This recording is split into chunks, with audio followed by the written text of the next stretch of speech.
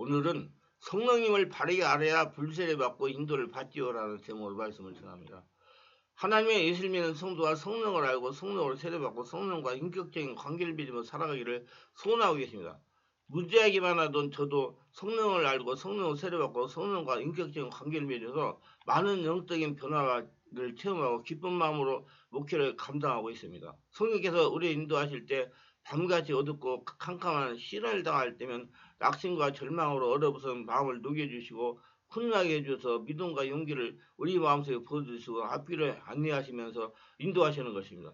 또 우리를 보호하시고 밝은 길로 인도하시는 대낮의 삶의 생존경에서 힘들고 지칠 때 낙심할 때 우리 위로해 주시고 상쾌하게 해주시고 권능도 주시고 쉬게 해주시고 기쁨과 소망을 주심으로 이 광야 같은 세상, 눈 감은 코베 같은 세상에서 우리들이 승리로 살게 만들어 주시는 것입니다.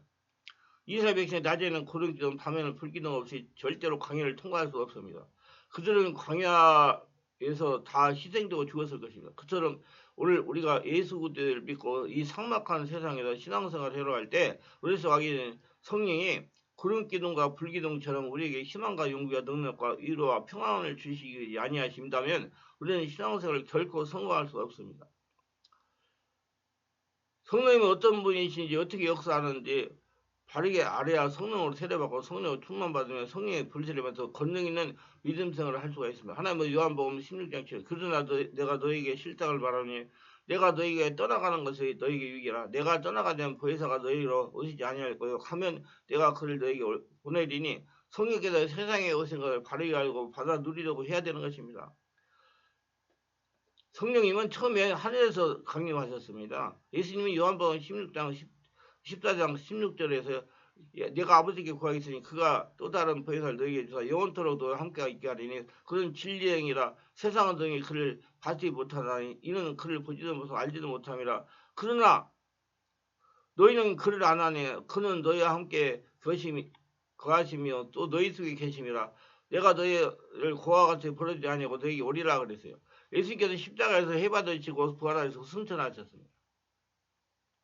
이제는 그들이 고와 같이 되어서 내동댕이 쳐버리고 버림받은 처지에 올 때 갈 데 없는 상황에서 성령 오시기 기다리는 것입니다. 예수께서 볼지어다 내가 네 아버지께 약속하실 너희에게 보내니 너희는 이로부터 능력이 입힐 때까지 이 성에 유하라. 누가복음 24장 49절 이 말씀하셨기 때문이다. 예수님이 부활하셔서 40일 동안 여러 모습으로 나타나서 낙심한 제자들을 다 모으셔서 감람산에 묵이하시고 그곳에 최대의 명령을 내리시고 그들이 보는 앞에서 하늘로 승천에 올라가셨습니다. 사도행전 1장 48절에 사도와 같이 모여서 저에게 분배하세 예루살렘을 떠나지 말고 네게 들은바 아버지 약속하신 걸 기다려 요한은 물로 세례를 베풀었으나 너희는 몇 날에 부터 성령으로 세례를 받으라 하셨느니라.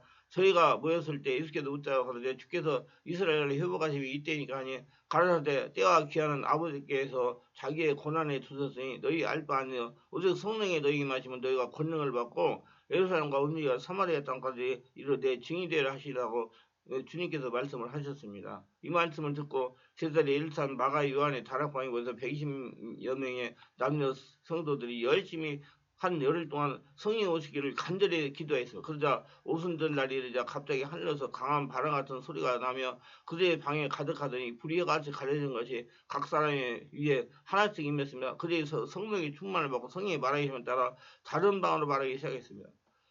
그것이 바로 하나님의 성령께서 이 땅에 강림하신 날인 것입니다. 예수께서 부활하셔서 아버지의 보좌 앞에 앉으시며 아버지께서부터 성령을 선물로 받아서 제자들에게 부어주신 것입니다. 그래서 그만 성령이 오시고 성령세를 받자마자 제자들에게 거대한 변화가 다가온 것입니다. 제자들은 갑자기 성령의 빛이심을 통해서 예수님의 십자가 죽음과 부활의 인류권의 하나님의 역사인 걸 깨닫게 된 것입니다. 그들은 예수 그리스도의 죽음이 비참한 실패라고 생각했는데 그것이 그들의 복음의 종말인 줄 생각했는데 성령이 와서 비춰주자 그들의 십자가 죽으심과 부활은 바로 인류를 죄에서 구원하시는 하나님의 위대한 계획이요 하나님의 은사요 하나님의 승리라는 것을 깨닫게 된 것입니다. 그리고 예수님은 몸으로 죽었다가 몸으로 부활한 것은 그를 보자마자 깨닫자마자 몸이 다시 살고 영원히 사는 것을 알게 되어서 인간이 죽어서 사라지는 것이 아니라 인간은 죽음으로써 다시 부활해서 영원히 산다는 것을 확신을 깨닫게 된 것입니다. 그래서 하나님과 예수님이 살아계시는 몸으로 체험하고 뜨겁게 사랑하게 되었습니다. 하나님의 성령이 속에 들어와 계심으로 성령의 역사를 발명하 야 하나님은 살아계시다. 부활하신 예수는 우리가 같이 계시는 걸 이제 들어서 하는 것이 아니라 몸으로 체험하고 그들은 뜨겁게 하는 거 예수님을 사랑하게 된 것입니다. 그래서 천국의 소망과 기쁨이 충만하게 돼서 이 세상에 살아가는 인생의 삶을 일부분 같은 생활이나 주께서 예비한 영원한 영광스러운 천국이 확실히 있다는 걸 알게 되고 마음의 기쁨이 넘쳐 흐르는 거죠. 지금 살면서 천국을 누리고 천국을 누리다가 눈 감으면 영원한 천국에 간다는 걸 알아서 마음의 기쁨과 은혜가 충만한 삶을 사는 거죠. 그리고 겁과 두림이 사라지고 강하고 담대한 믿음이 생겼습니다. 성령이 이끌림 받은 성도가 되었습니다. 살면 전도여 죽으면 천국이다. 두려울 것이 뭐냐 강하고 담대한 마음이 생겼습니다. 그리고 전도의 열정의 마음에 폭발하여 그들이 일어나서 온 예루살렘의 복음으로 채우고 유대와 사마리아 땅까지 물밀듯이 그리의 복음을 밀고 나가게 된 것입니다. 그리고 그들의 말과 행동에 하나님의 초자연적인 권능이 나타나서 귀신이 쫓겨나고 병들어나고 고침받고 환경의 고통이 있는 자가 치료를 받고 하나님의 기적적인 역사가 나타난 것입니다. 당시 사회의 낮은 계층의 소수의 사람들이 일어나 인류와 세계 역사를 뒤덮어놓는 위대한 역사를 베푸게 된 것입니다. 이것이 바로 성령께서 오셔서 그들 생애 속에 일어난 거대한 변화를 말하는 것입니다. 하나님의 성령께서 오늘 우리 가운데 와 계시는데 우리가 이 성령을 인정하고 환영을 모셔드리고 충만하면 우리 예수 믿는 성도들의 생활 속에서 옛날에 사도들이 체험한 거대한 변화가 우리에게 다가오게 되고 우리도 할 수가 있는 것입니다. 그렇기 때문에 잠자는 교회가 깨어나고 잠자는 성도가 새로운 신앙의 불길을 얻기 위해서는 이와 같은 성령과의 만남, 성령 체험이 반드시 있어야 되는 것입니다. 오늘날 주님께서 새삼스럽게 성령을 하루에 부어주실 필요가 없습니다. 성령 웃음 달리어 2000년 동안 성령 세례 받은 우리 가운데 와 계신 것입니다. 주인으로 계시는 겁니다. 우리를 인도하고 계십니다. 우리의 삶을 주장하고 계십니다. 우리 인생을 지금 예수님이 사시는 것입니다. 우리가 예수 믿고 회개하고 깨닫기만 하면 성령은 바람같이 불같이 생명같이 우리에게 임하셔서 역사해 주시는 것입니다. 성령은 오순절날까지 사모하고 순종하는 사람들에게 하늘에서 임재하셨습니다. 그 다음부터는 이때 성령 세례 받은 사람을 통해서 나타나셨습니다. 다음엔 성령의 불세례 받은 사람을 통해서 임하셨습니다. 처음에는 하늘에서 임하셨지만 그 다음부터는 성령 세례 받은 사람 통해 나타나셨습니다. 사도행전 10장에 고넬료 가정에 성령의 불이 임하는 사건이 나옵니다. 고넬료 이탈리아 사람이었어요. 이탈리아 육군 대위였습니다. 그는 유대인이 아니었어요. 그럼에도 불구하고 그는 구제를 받내고 하나님께 기도를 많이 했는데 오후 3시에 간절히 기도하니까 갑자기 천사가 그 앞에 나타났습니다. 고넬리아 하며 깜짝 놀라서 쏟아 쳐다보니까 내 구제와 기도가 하늘에서 상달되었다. 요바에 사람을 보내서 베드로라는 사람을 청하라. 그가 구원에 대해서 말해줄 것이다.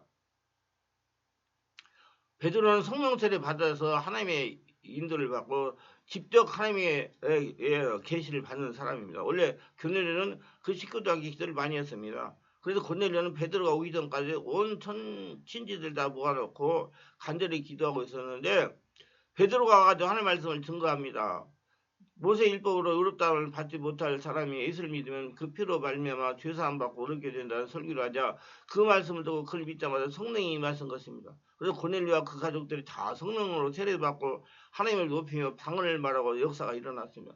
그래서 지금 성령의 역사를 교회 시대에는 성령 세례를 받은 사람에게 찾아가 말씀을 듣고 안설할 때 성령을 받을 수가 있습니다. 이걸 명심해야 돼요. 혼자 기도해가지고 안 됩니다. 혼자 기도해가지고는 귀신의 불을 받아가지고 여러분 인생에 꼬이고 고통을 당할 수 있어요. 그렇게 되면 여러분 그 해결받는데 몇 년이 걸릴 수가 있습니다. 나는 그런 사모님 목사님을 만났어요. 교회에서 기도에다가 불을 받았는데 이상한 귀신이 주는 불을 받아가지고 내가 우리 교회 와가지고 안수라고 튀어하는데 성령 역사가 아니라고 또 주혈해 보니 주혈을 못해요. 그렇게 강력하게 묶였어요. 환경이 다 묶였습니다. 어렵고 힘들으니까 찾아왔겠죠. 어렵고 힘들으니까 뭐 때문에 찾아왔겠어요. 그래서 여러분 성령 세례 받은 사람 확실히 공인된 사람에게 성령 세례를 가서 받으시려고 노력하세요. 혼자 해가지고 안 되면. 지금 혼자 기도할 때 하늘에서 성령의 불이 임하지 않습니다. 성령 세례를 받은 충만한 사람에게 말씀 듣고 안수를 받을 때 성령의 불이 임합니다. 다시 말해서 혼자 기도해서는 성령 세례를 받을 수가 없다는 거 확실히 명심해야 됩니다. 처음은 성령 세례와 성령의 불을 받은 사람을 통해서 성령의 불을 받을 수가 있다는 말입니다. 그러나 계속 다른 사람을 대해서 성령의 불을 받으면 안 된다는 거예요. 자꾸 다른 사람을 이제 성령의 불을 받으려고 하면 영적 자립을 할 수 없는 성도가 되기 때문입니다. 다른 사람한테 성령의 불을 받은 성도 이제 자기 안에 있는 성령의 불을 밖으로 나오게 됩니다. 자기가 온전히 할렐루야 성전되게 성령의 집에 인도받는 사람이 되어야 됩니다. 자기 안에 성령의 불이 나올 때 불세례가 나타나는 것입니다. 기도합니다. 오늘도 저의 설교를 끝까지 들어주는 축복하옵소서. 특별하게 구독, 좋아요, 알림 설정, 공유하신 분들을 기억하시고 성령으로 세례받고 성령으로 충만받아 영알려 영적인 세계를 바르게 보고 영의 사람을 변화되어 평생 하나님과 동행하며 하나님의 복을 거둬들이며 살게 하옵소서. 예수님의 이름으로 기도합니다. 아멘.